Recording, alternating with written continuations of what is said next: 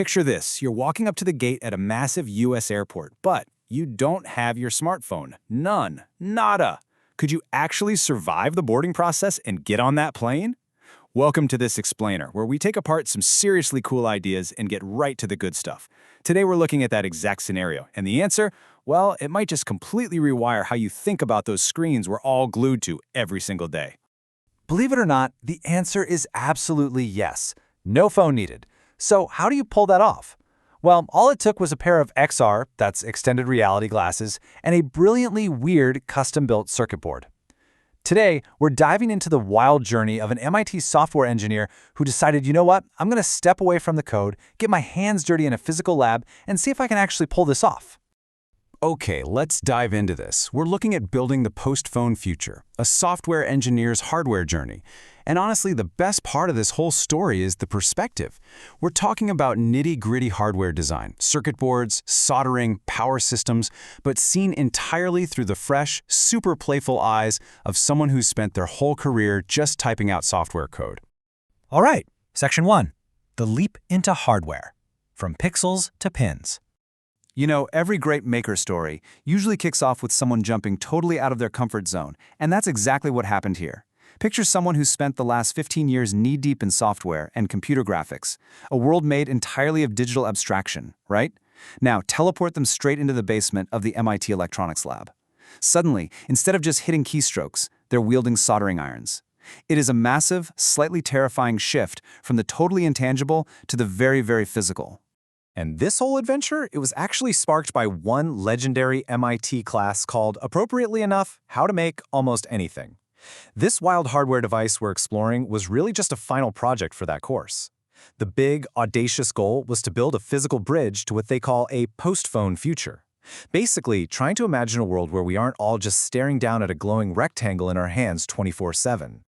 Let's move to Section 2, Board Assembly Methods, Designing for Size. So, when a software engineer suddenly crashes into physical reality, space becomes a literal puzzle. You can't just allocate a few more gigabytes of memory. You have to physically cram components onto a tiny, tiny board. And getting the code actually loaded onto that board, it required some very specific, super hands-on tricks.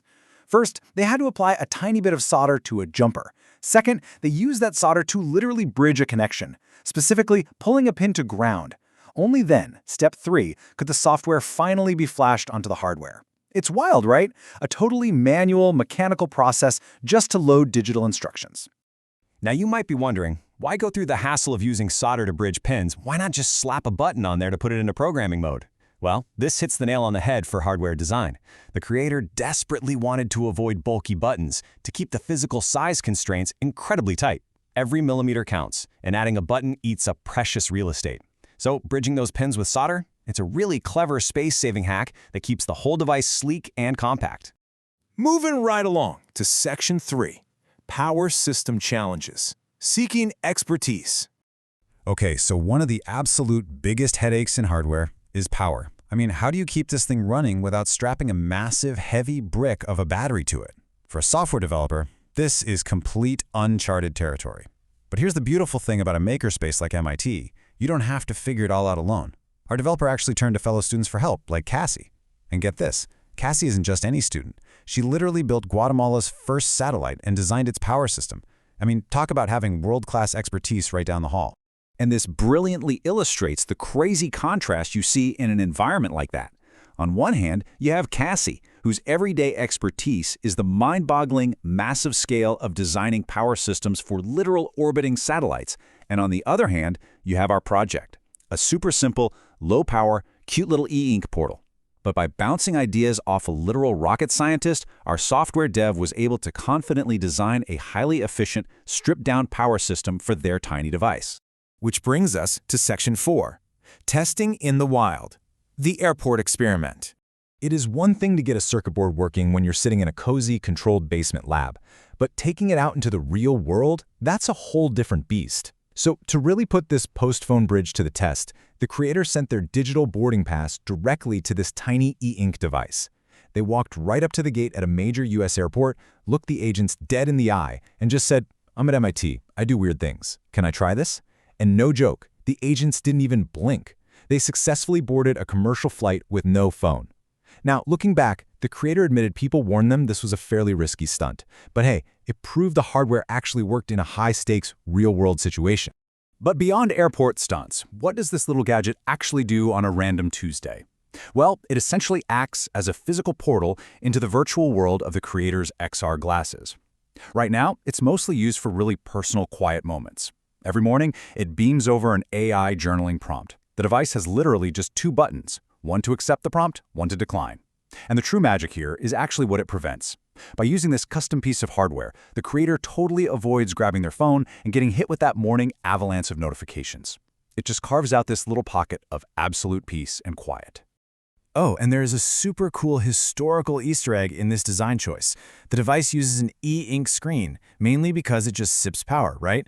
But what's wild is that e-ink technology was actually invented right there at the MIT Media Lab.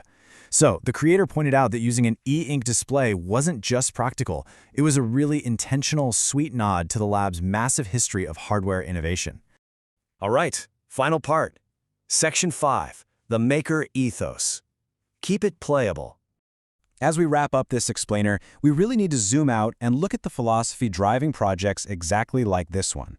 Like, why spend all those hours building a tiny screen to replace a phone? So, the crucial point really comes down to balance. In heavy academic environments, the core focus is usually on intense research, solving the world's big, scary problems, which is absolutely vital. But there is an equally massive need for playable learning. Just having the space and the permission to build things purely for the joy of it, for hands-on experimentation. That delicate balance is what actually fuels true innovation. The creator actually summed it up perfectly, saying, keeping it playable, even though, we have lots of problems to solve, but doing fun things like that also important. It's all about taking these quirky, almost silly ideas, releasing them out into the wild, seeing how the device handles the real world, and, honestly, seeing how the real world reacts to the device. Which leaves us with this final, kind of provocative thought. Are we actually ready for a post-phone future? I mean, if a software engineer can jump into a lab, learn to solder, cobble together a power system with some help from a satellite expert, and confidently board a commercial flight with a homemade piece of e-ink hardware, what else could we pull off? Maybe our absolute reliance on these glowing rectangles in our pockets isn't quite as permanent as we think. Anyway, thank you so much for joining me for this explainer. I really hope this helped illuminate that incredible intersection of software, physical hardware, and just the pure, unadulterated joy of making stuff. Stay curious and keep learning.